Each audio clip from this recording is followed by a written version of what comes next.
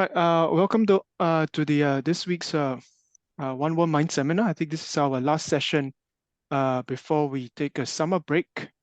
It's our pleasure to have with us Professor Po-Ling Loh from the University of Cambridge. Po-Ling is professor in the stats lab in the Department of Pure Maths and Mathematical Sciences. I think she works a lot in various topics and optimization, statistics, high dimensional statistics.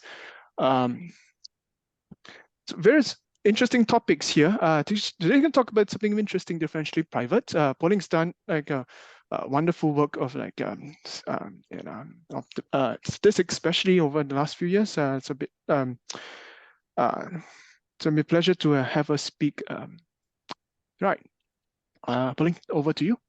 Okay, thanks a lot, Yongsheng. So I'm going to talk about some work that sort of bridges robustness and privacy. So in the last, 10 years or so, I've mostly been focusing on robustness. And in the last couple of years, I've realized that there's some interesting connections to differential privacy. So now I'm trying to work a bit on theory of differential privacy. This is joint work with mostly Marco Avila Medina, who's at Columbia University. So he also has a background in robustness and has been making this move to privacy. And then Casey Bradshaw is finishing up as a student at Columbia, and Jung Liu is a former student of mine at UW-Madison. So just a very brief introduction to differential privacy. So we say that an algorithm is differentially private if when you apply the algorithm to one data set and a data set with one data point changed, the algorithm doesn't change very much. So this sort of guarantees it gives you some sort of guarantee on the fact that if you give your user information to some central server like Google or Apple or something, then whether you choose to include your data or not, it's not going to change the public information they revealed by too much. Now, the level of privacy is governed by two parameters, epsilon and delta, which are bigger than or equal to 0. And in the most extreme case, if epsilon and delta were 0, then that means that the algorithm wouldn't change at all if you applied it to one data set versus a perturbed one. So that would have great privacy, but on the other hand, it would lead to a not very accurate output. And one of the basic building blocks that people use is to add noise to some sort of a statistic or a function. So let's say you want to compute, if you want to compute the value of some function f applied to x, then outputting exactly what this value is deterministically is not going to be private. And it turns out that if the function has what's known as a bounded sensitivity, so that means that it's sort of a Lipschitz constant of this function, if you will. If you change one data point, then you apply the function to the data set. And if there's some bound on how much it can change, it turns out that if you add Gaussian noise, where the parameters of this noise scale with the magnitude of the sensitivity and inversely with the parameters of privacy, then you end up with an output that's private. And this is often known as the Gaussian mechanism. So going back to our corner case, if epsilon and delta were 0, then you would have to add a lot of noise to make this thing private. And you may also have heard of the Laplacian mechanism. The Laplacian mechanism is where you add Laplace noise that scales with the sensitivity and inversely with the parameter epsilon. So before people studied epsilon delta privacy, they studied just epsilon privacy, but there's no delta. And in that case, the right noise to add ends up being Laplacian noise. Okay.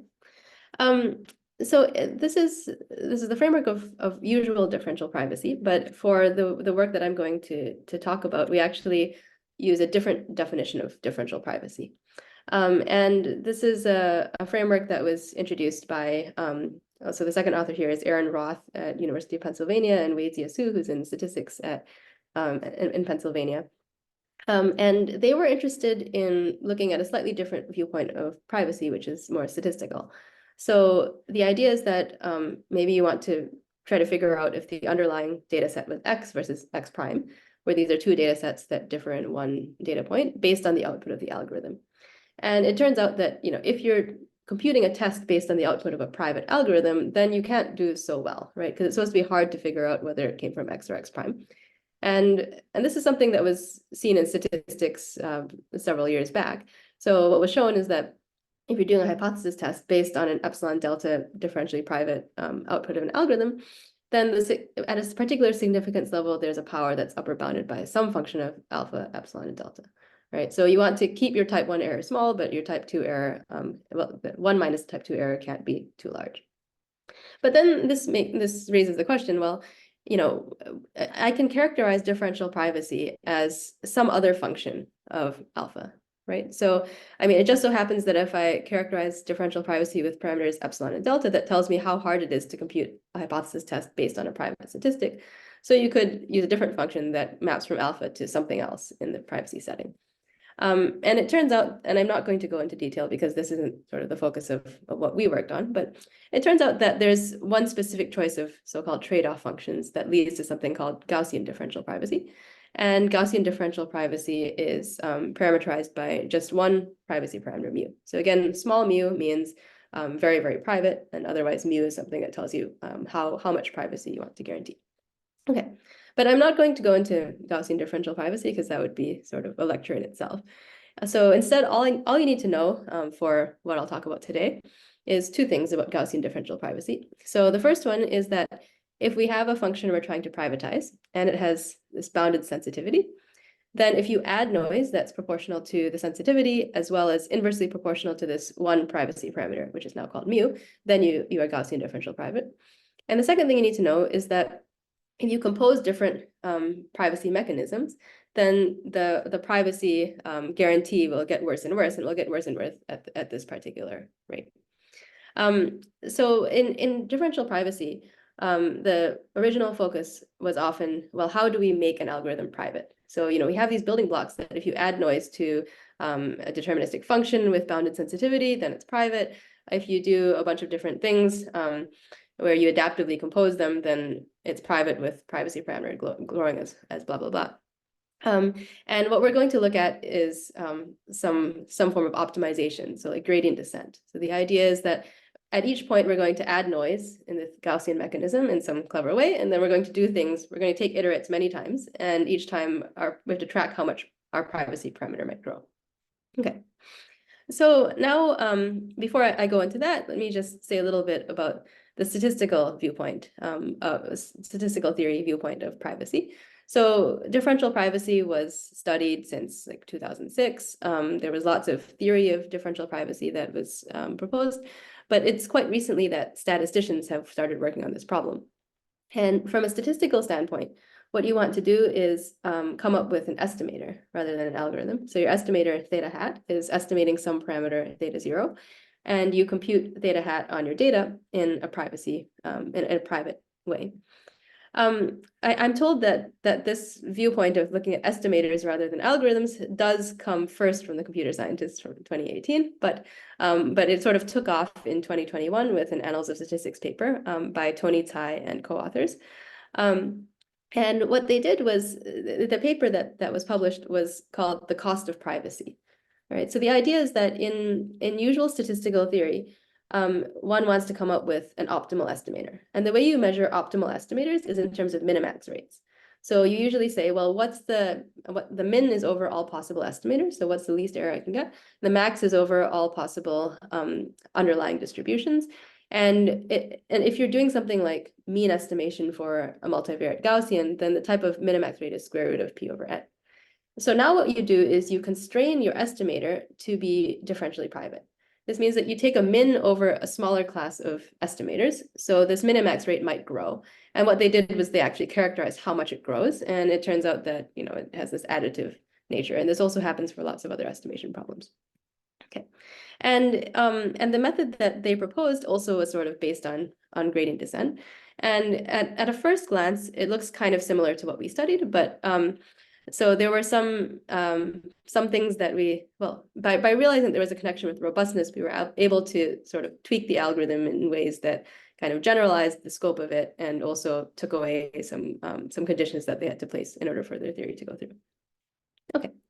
So I'm going to, for the rest of my talk, I'm going to kind of talk about two different topics. The first is the low-dimensional story, where the number of parameters is small relative to the number of samples. And then I'll move to the high-dimensional setting. And so in the low dimensional setting, and this is sort of the key insight and the connection to robust statistics, is that what we want to do is we want to do some sort of iterative optimization technique where we're making things private as we go along. But we want to use a loss function that comes from robust statistics. Okay, so in statistics, we often call changing the loss function M-estimation. So M-estimation means that we're trying to minimize some empirical average of a loss function applied to our data. And that comes from robust statistics. In robust statistics, what was studied was lots of different loss functions. So it's sort of trying to characterize, well, when would we want to use, rather than a quadratic loss, something like a Huber loss, which is quadratic and then becomes linear, or a non-convex loss, or something like this. And so the key is that if we take a step away from privacy for a moment, and we look just at the literature from robust statistics, well, in robust statistics, it turns out that there are good theoretical reasons for using loss functions which have a derivative that's bounded. Okay, so this leads to what's known as a bounded influence, which is a big deal in classical robust statistics and many other useful properties. So what sorts of loss functions have bounded derivatives? Well, so if you think about just the quadratic, then that has a linear derivative, which is unbounded. If you chop it off and you look at the antiderivative, you have the Huber loss because it's quadratic and then afterwards it becomes linear.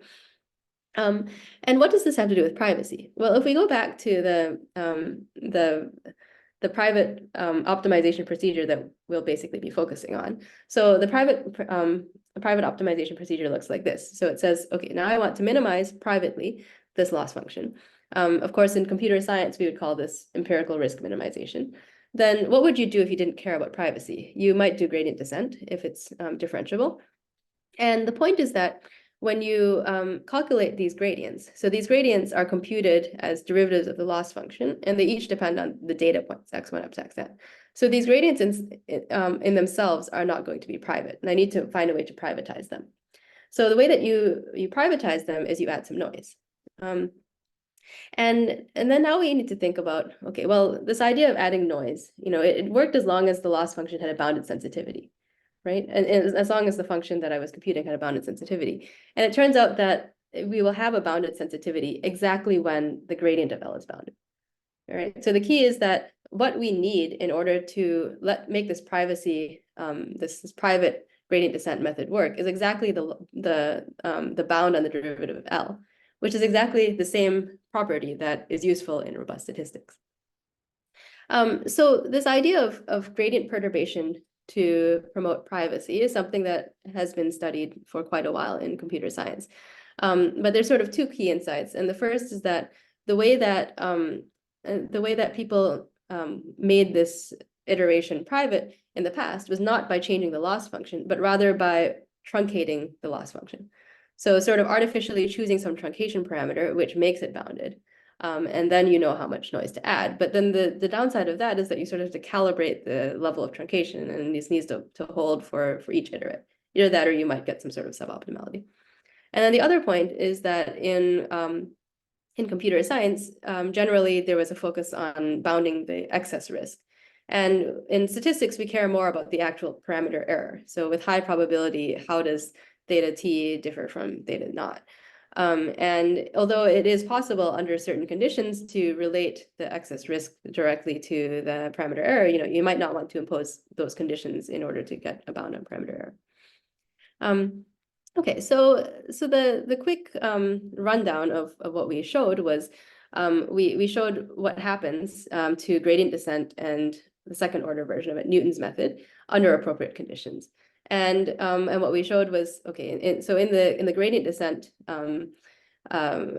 setting, what you assume is the sorts of assumptions you would assume in regular gradient descent to have fast convergence of your iterates. But if you add this noise that's Gaussian noise that scales inversely with mu, then this is the sort of cost of privacy that comes out. Then we looked at noisy versions of Newton's method. So in Newton's method, you have an inverse Hessian that you're computing at every iterate as well. And we showed that under the same sorts of assumptions you would use in the non-private setting, you also get this sort of convergence. And now the convergence is faster. It's on the order of log n. Okay, so But you might think, well, is there really any other mileage that we're getting out of, the robust statistics perspective? And I think this now shows what I'm about to talk about sort of shows what some of the clear benefits are. So another thing is that in the previous work on private gradient descent, it was also assumed in most of the work that the x's were bounded. And I think this is something that I'm going to talk about in more detail that will become clearer in one of the later slides. But basically, if you think about linear regression, right? So from a robustness perspective, you could have noise in the x's, or you could have noise in the y's, right? And so noise in the x's generally tends to create more problems than noise in the y's. If you just have a linear regression like a line and your x's are sort of normally distributed and everything's fine, then if you have deviations in the y's, you can use these tricks that I mentioned, like using a Huber loss, and all your problems go away. But if the x's also have really bad outliers, then that can really throw off your linear fit. These are called high leverage points. And it turns out that the same problems lead to privacy violations. So in the private empirical risk minimization framework, all these papers that I've cited from before just said, okay, your x's are bounded and on some bounded domain. Okay, but in robust statistics, outliers in x's and outliers in y's have been studied. And one of the methods that was proposed is to look at a slightly different M-estimator. So up until now, we looked at these loss functions that were just applied to the residuals. And what robust statistics says is that if you also need to worry about x's that are being unbounded, then you can apply some kind of a weighting. So you take some weight. So the weight will look like it might be inversely proportional to the norm of the x's to sort of scale things down so that your overall estimator isn't too bad. Okay, so what we did was we sort of we showed that if you do this, then you can kind of get around the issue of unbounded x's in private gradient descent as well. And then another side thing was, well, because in statistics, right, you care about confidence intervals as well as point estimates, and whereas so it turns out that the methods that we have, we showed that the asymptotic distribution of the iterates is not going to be that far off from the asymptotic distribution of the noiseless estimator, and therefore we can get private confidence intervals. Okay, so that's the sort of short summary of the low dimensional problem. But it turns out that if you start expanding your view to high dimensions, then some problems come up. And so that's what we're going to talk about next. And this has sort of been ongoing work for a while now, and we're still trying to figure out the details. So it gets kind of complicated. Okay, so let's say we're in a high dimensional setting. We want to use these ideas. A very natural thing to do is to say, well, let's add an L1 penalty and repeat, right? So for high dimensional regression, you do L1 penalized regression, you get a lasso. And the idea is that if we want to make things private, we do some iterative optimization procedure on the lasso, and we add noise in clever ways and analyze our output. Okay, but it's a little bit more subtle. So for a lasso, you'd like to do something like gradient descent, but it's not so easy because the L1 penalty is not differential well everywhere. So one optimization procedure that has been well studied by statisticians and optimization theorists is called composite gradient descent. So the idea is that, if you can think about gradient descent as minimizing a quadratic approximation to your function in iterative steps. Now, if you have an objective function that has a smooth part and an L1 penalty, then you could use a quadratic approximation of your loss function only, the first part, the smooth part only, and still keep the L1 penalty and minimize that iteratively. So it turns out that this leads to computationally tractable updates, which are given right here. This is called composite gradient descent. And then the private version of it is where we take the same objective function and we look at this objective function and we say, well, when we have calculated these iterates, well, we need to make this thing private. So to make these gradients private, what we're going to do is we're going to add some noise, right? So that's the general formula. Now we need to think a bit more carefully. So under what conditions is this loss function going to be bounded, right? So if we assume that the gradient of the loss function has an upper bound, we're going to call this B. then the amount of noise that we should add to each of the gradient iterates is going to scale like B and inversely like mu, and it's going to be Gaussian. So that much is fine. Another thing to note is that these are convex optimization problems we have to solve at every iterate, but you can solve them in this closed form using a soft thresholding procedure. So that's just a computational aside. In terms of whether this is private, well, it should be quite evident that it is private, because, as I said, if you take some function, some average where, if you take some function where there's a bound on the global sensitivity and you add Gaussian noise, it's private. The other thing is that we are going to do this capital T times. So every time we do it, then we incur, our privacy parameter is going to grow a little bit. So what we do is each time we use mu over root T, Gaussian differential privacy, and overall when we do it capital T times, we get mu Gaussian differential privacy. So that's why if you look carefully at this noise parameter, right, it's scaling with B, and mu, but then there's a root T as well. Okay, so the privacy part is fine. But the real question is like, what is this? What happens to the actual iterates and how fast do they converge? Okay, so so the assumptions that we need for convergence are, of course, going to be some variant of the assumptions we would need if there were no noise and no privacy. And in some of the work that I did previously, I looked at exactly these iterates. So you have high dimensional regression. You want to know how fast do the iterates converge. So the sorts of assumptions you have are often known as restricted strong convexity and restricted smoothness. Basically, without getting too technical, well, these are assumptions that say something about the curvature of your loss function. And the history of it is that back when people were first studying the Lasso, they studied a property called the restricted eigenvalue condition, which was directly related to the curvature of your quadratic loss. And the point is that in low dimensions, the linear regression loss is nicely curved. It's smooth and strongly convex, but in high dimensions, it's only going to be strongly convex in certain directions, but not in others. And that's a high dimensional phenomenon. So this has since been generalized to something called restricted strong convexity in order to study things like generalized linear models and other interesting problems. Okay, so we assume the same sorts of conditions in our work. And the only parameter to maybe keep in mind for later slides is tau1. So tau1 is like the lower bound. Think about it as a minimum eigenvalue of the population level version of the loss. Okay, so we need to say something about the curvature. So this is like the analog of the restricted eigenvalue parameter that you would see in Lasso analysis. Okay. So can I ask a question? Go ahead. Yeah. So you mentioned something about the difference between the low dimensional setting and high dimensional setting. Yeah. Somehow the geometry was different. Can you say that again and oh, you mean in the what's going on? context of restricted eigenvalue? Yeah. Well, so there's sort of two things that will happen. So one thing that we will talk about in much more detail later is what happens to this weighting function in high dimensions. So that's kind of a later thing. But at least in this slide, what I was saying is that if you just think about the ordinary least squares loss function, right? Yeah. Then the ordinary least squares loss function is going to be strongly convex if you're in low dimensions. And this is because the Hessian is going to be the sample covariance matrix of the x's in linear regression. It's just quadratic, right? So in low dimensions, that thing converges quickly enough to the true covariance matrix that it's a well-conditioned, it's positive definite. In high dimensions, it is not, the minimum eigenvalue is 0.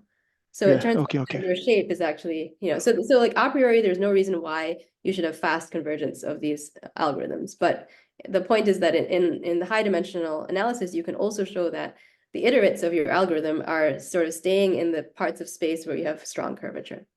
So this is sort of some insight that has come out of analysis of high dimensional Lasso. I see.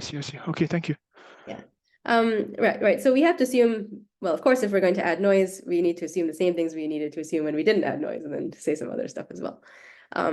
Okay, so we're also going to assume sparsity because we do this in high dimensions. So we have a sparsity parameter k on the true support of theta naught. Okay, so here's sort of a rough statement of the main theorem, or one of the main theorems. So the right way to read this is, well, okay, so we assume that the loss function has these restricted strong convexity and smoothness conditions. And we also assume that the true optimum, where we're not adding gradient descent noise at each stage, is fairly close to theta naught. And this will be true. This follows from standard classical theory.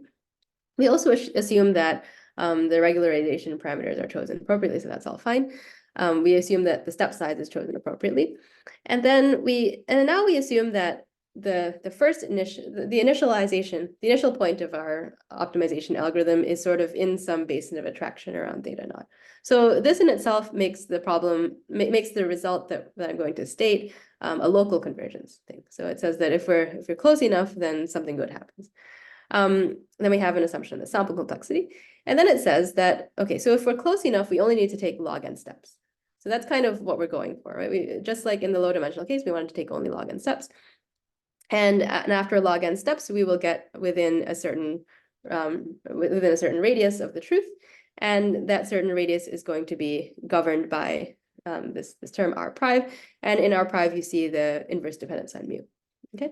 Now you might wonder, well, with all this cost of privacy stuff, like this looks like a cost of privacy, but where's the parametric rate?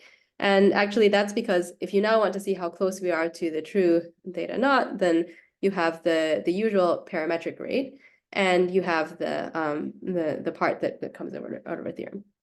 Okay, so as an example, if you're trying to do high dimensional linear regression, so like Lasso, L1 penalized Lasso, then the rate that you would get if you didn't have noise would be square root k log p over n. And what we're saying is that after log n iterations, we have an error that's like R' to the 1/2, okay, where R' is that thing that I said earlier. So saying again, that this is a local rate of convergence. So I'll kind of give a spoiler alert. Like this all sounds great, right? Like, but there's some hidden things that kind of came back to bite us. And one thing is, the rate of convergence depends on this b, which if you remember is a bound on the gradient. And it turns out that you can treat b like a constant if you only if you have bounded x's. But our main interest in doing all of this was trying to generalize previous work. So we wanted our x's to possibly be unbounded. And because of that, what ends up happening, and I'll go into this in much more detail in later slides, is that this b actually has a dependence on dimensionality. And that is a bit problematic, right? Because if you plug that all in, right, you don't want something like square root of p or p showing up there. So it's a little bit subtle. The other thing is that, and this is also related to scaling with dimensionality, is that when I stated my result here, I said, like, let's assume that tau 1, this curvature parameter, is constant order. But this is all kind of cooked into the whole high dimensional problem. But before I go there, I think I wanted to say something about our fast rates of convergence. So if you remember, I wrote down R' as some error that we get on the square of the L2 error. But we thought that actually the error we should be getting if we analyze things correctly was somewhat smaller than that. And this is kind of where we've been stuck in this work for a while. Like we've been trying to come up with the minimal assumptions we can come up with on sample size scaling and properties of distributions and all that to make the error smaller, right? So just to go back, so R' is something like 1 over n, right? So we want to, or like root k over n. So we want to cut this down by a square factor. So currently, I mean, under the same conditions and then some stronger scaling assumptions. So what are the stronger scaling assumptions? Well, right now it looks like we need to be squaring the n dependence, which again, if this b is constant, it's maybe not too much to worry about because the sample size then has to scale linearly with the sparsity rather than like the square root.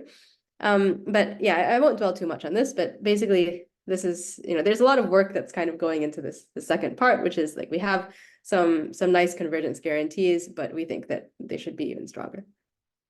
Okay, but I want to spend some time going through examples because I think this really shows, what are the use cases and what are the bottlenecks. So let's go to the simplest setting, which is linear regression, sparse linear regression in high dimensions.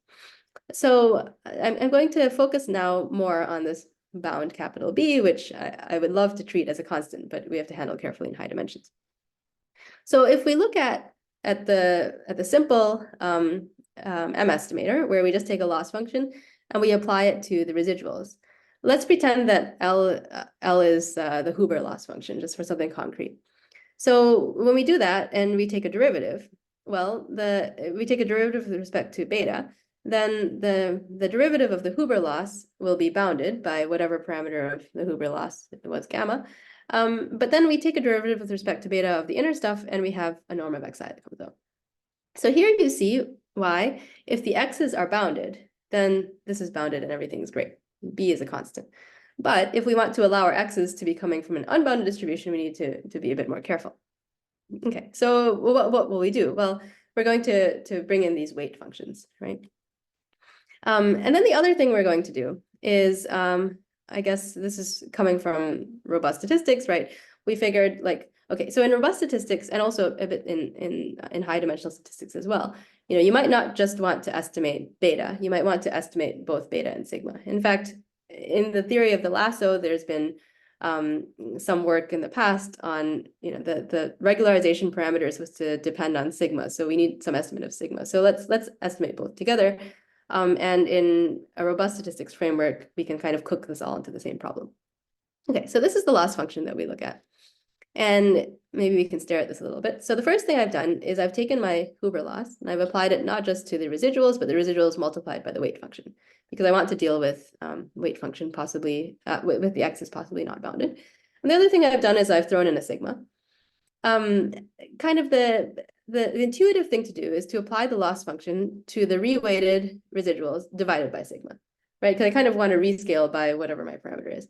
But unfortunately, that would not be convex, because in order for these optimization routines to work, I would like my beta and my sigma, I would like my loss function to be jointly convex in beta and sigma. So here's also where you can take a page out of the robust statistics literature. And Huber himself came up with this joint optimization problem, which is actually convex. You can verify this by either taking a Hessian or by noticing that there's a relationship with the perspective function, which comes from convex optimization. So basically you're dividing by sigma, but then you're multiplying also by sigma, and that kind of fixes things up. And then you have a little shift just to make sure that if you take the expectation of this and you minimize over beta and sigma, you end up at the actual beta naught sigma naught. Okay, so this is the last function we're going to look at. So far it looks very favorable. I'll just remind you that we have a Huber loss. And here we can just choose gamma to be arbitrary, because we have gotten rid of whatever scale dependence by putting in sigma. Okay, and maybe to go back to one of the first slides where I said that people often clip the loss function and apply gradient descent. So this is where we get around arbitrarily choosing clipping, because we are learning the clipping, if you will, parameter as we are doing our optimization. Okay, historically people have made gamma in the Huber loss something like 1.345, but for the theory, just pretend it's 1. It's some fixed number. Okay, so now we get into some of the more complicated stuff. So the weights, what are the weights usually chosen as? Well, in classical robust statistics, we choose the weights to be some constant divided by the norm of x. Okay, so the reason why we want to do that is that if you take the derivative of this loss function, then what pops out is not just xi, but xi times w of xi. And if you then want that to be bounded in norm, it suffices for the weights to be scaling like a constant over the norm of x. However, the problem is that if we're in high dimensions, we need to be a bit careful, because if you think about, what do these weights look like? Well, if p is getting large, then the norms are getting like square root of p. So if you simply divide everything by 1 over the norm, you sort of squash out all the information in your problem. If you want to look at it from another perspective, I made a big deal out of curvature earlier. And if you take a Hessian of this thing, you get a w squared popping out. So if you don't scale things appropriately, your curvature just sort of, it goes away. Your rates get terrible because they depended on your curvature. So there's a bit of a problem here. And the moral of the story is that if you want the curvature of your problem to not die, then you need the weights to scale like square root of p. All right. So we can still deal with unbounded data. It's just that now we have some dimension dependence that's now going to crop up in maybe not so nice ways. So we run with this, right? If we choose our weights so that they scale like square root of p over norm of x, we can calculate our gradients, and we see that the b that falls out of all of this is like square root of p.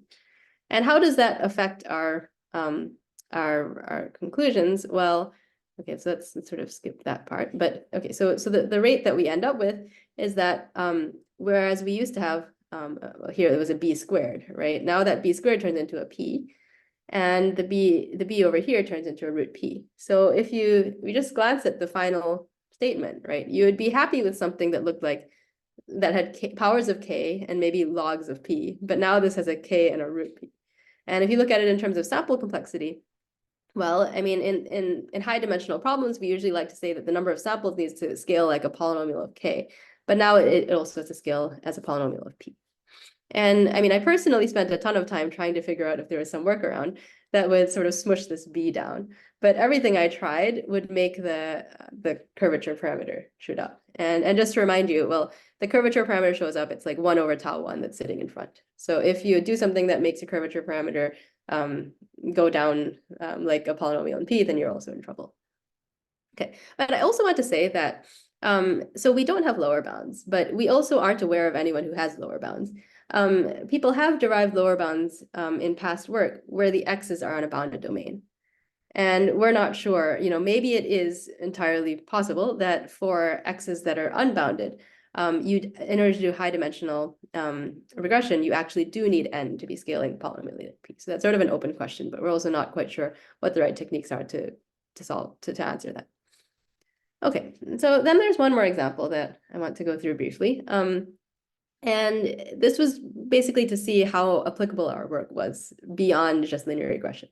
So another problem that people have looked at is mean estimation in multidimensional distributions. So what you have is you have xi, which is p-dimensional, and it's equal to beta 0 plus some IID noise.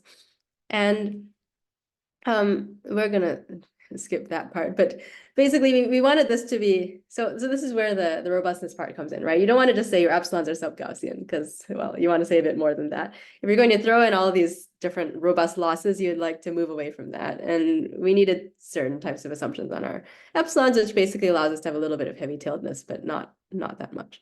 Okay, so the loss function that we wanted to use, well, naively, you would say, okay, so I just take xi minus beta and I apply a Huber loss, because that's kind of what robust statistics tells me to do. And that works as long as you are in one dimension. But it turns out that in multiple dimensions, applying a Huber loss to a multivariate vector is not so straightforward. So quite recently in robust statistics, there was a paper by Timothy Mathieu, which suggested a loss function where you take your loss function and you apply it to the norm of xi minus beta, right? So you just have to stick to a univariate loss function, like a Huber loss, and you apply it to this norm. Now, we also wanted to jointly estimate over the scale parameter, so we stuck in the scale parameter there.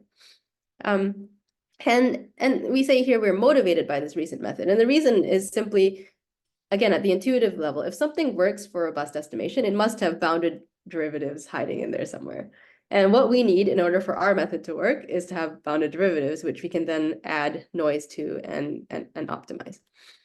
Okay, so once again, we had this issue where, perhaps not surprisingly, the parameter b is, or the b, which is the bound on the gradient, despite our best efforts to scaling up like square root of p, in order to keep the curvature of the problem in order of a constant. So the type of, well, okay, maybe I'll show it here. So it's a type of convergence guarantee. It basically looks like what I wrote earlier, because at the level at which I'm describing these results, it's nearly identical to what I wrote for the linear regression problem. So here again, we see that there's a dependence on p, that it's not like a log p, but it's actually a p in the privacy term. Another thing I want to point out, so this is maybe worth mentioning. So there was a technical issue that we encountered, which is that there's non-differentiability of this function. So what's our function? So just to go back to this page, right? So the Huber loss is nicely differentiable everywhere, but because of the introduction of an L2 norm, it turns out that if you're trying to take a gradient with respect to beta, then it's not differentiable everywhere. And the points of non-differentiability are going to depend on the xi's, which are random. But by sort of carefully analyzing what we're doing and analyzing the convergence of the iterates, it turns out that this is actually okay. Okay, so I don't think I'm going to say much about the proofs. So the proofs, at a very high level, you look at the analysis of composite gradient descent in high dimensions without noise. Then you add the noise and you try to track what happens to the noise. And if you do that, it basically leads to some slow rates, which is the first rate that I gave. So I won't go into too much details, but basically you're tracking these noise things. You're taking a supremum over noise vectors over all the iterates. Okay, but in order to get the fast rates, so this is what my collaborator Marco has spent a lot of time on. The key insight is that so these noise vectors that are being added, I guess I didn't want to show too much of this, but these are the noise vectors. These are these p-dimensional noise vectors that are being added every time I take a gradient. And it turns out that we don't actually need the sup norm of these noise vectors to all be bounded, because the place that these noise vectors show up with is that they're often, you take an inner product of the noise vectors with the iterates. And the point is that as you get closer to the optimum, one can show that the support of the iterates is actually getting smaller and smaller.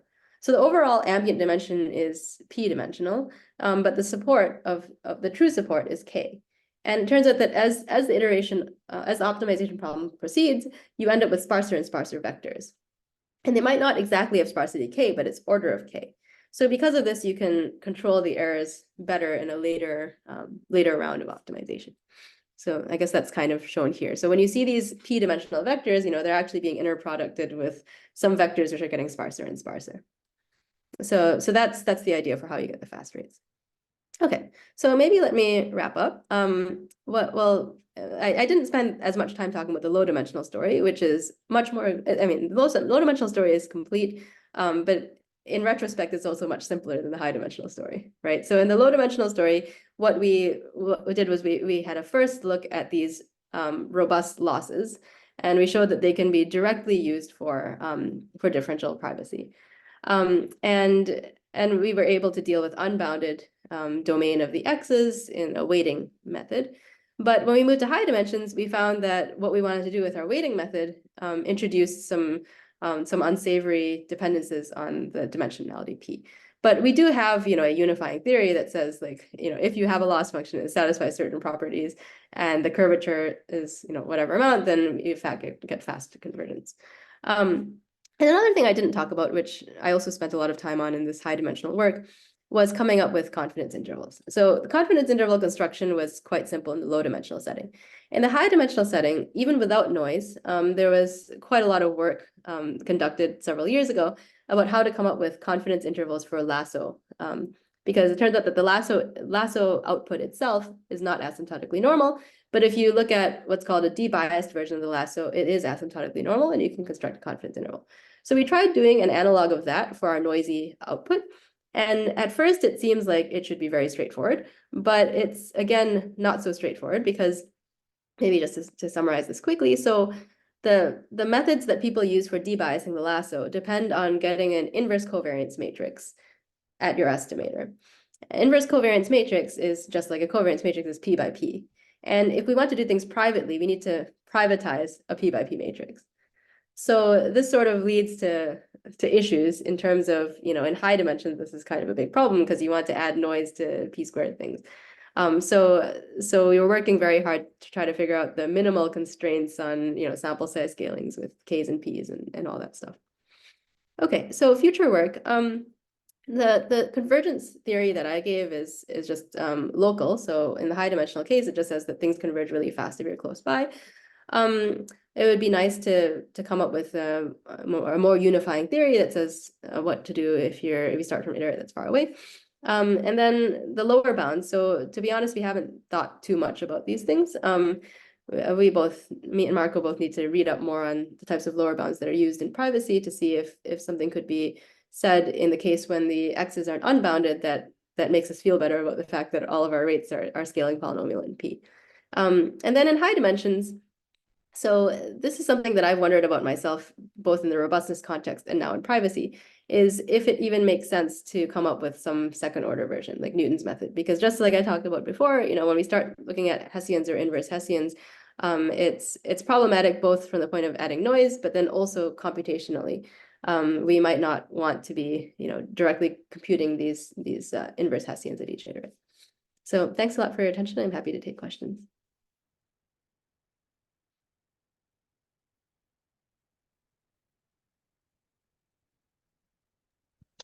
Thanks a lot, Po-Ling. Any questions from the audience?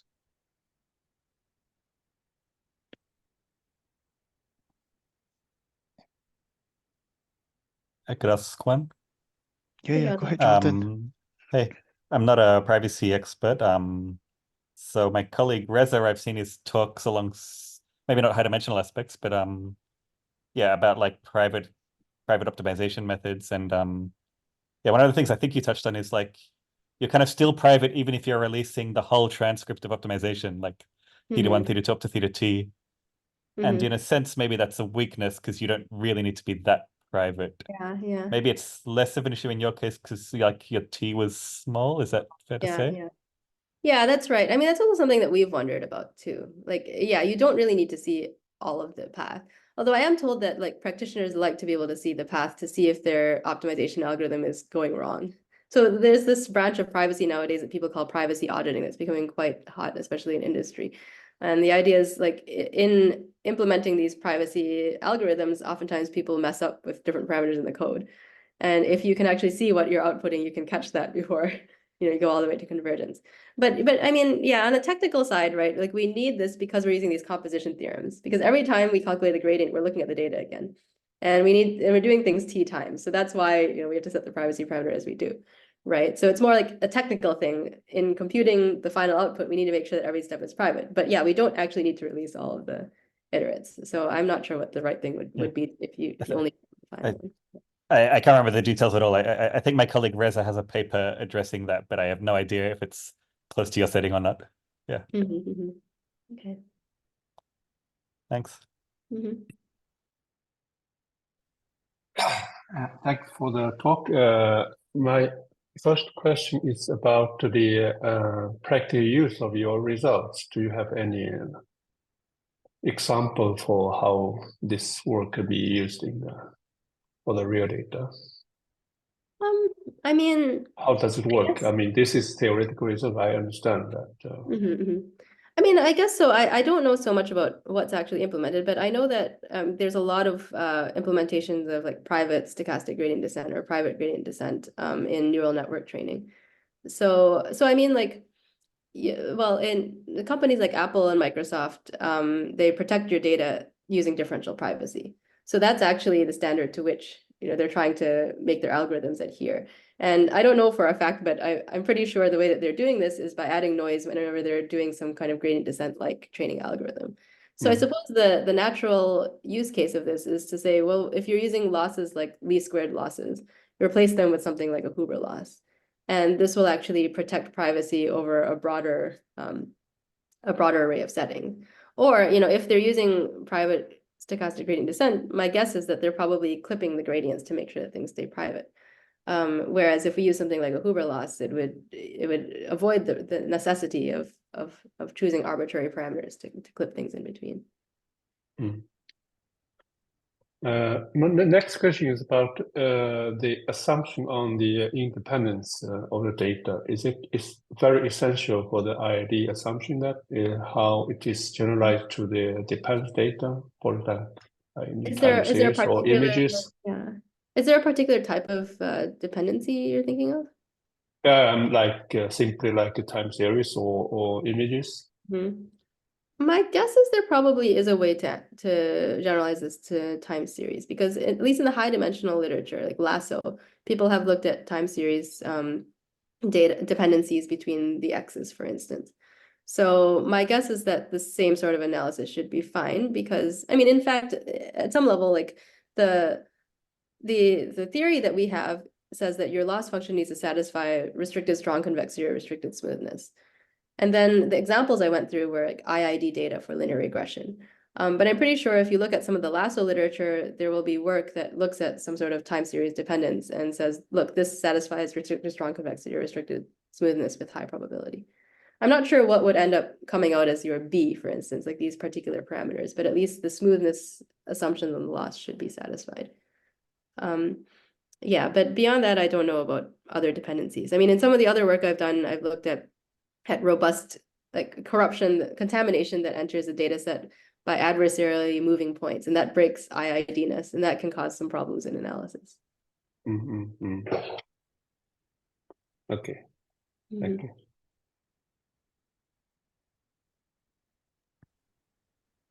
And we want to ask a question as well. So in the choice of the weights that you use inside this method to, I think, to combat the this x being very large, you seem to have picked a specific choice, 1 over the norm here. Is this somehow like an optimal choice based on analysis, or this is the right choice in a sense? Or? Well, so it's just something that allows us to get upper bounds, right? Because the point is that when you take a derivative, like the x, you have the weight of xi times xi. You want to make that thing bounded. So a very natural to use the reciprocal. I mean, maybe there's a little bit more answer in that in classical robust statistics, there is some optimality that's shown, but that's in a completely different sense, right? It's like, it makes your influence as small as possible, subject to some bound in the amount of robustness. So we just sort of took that.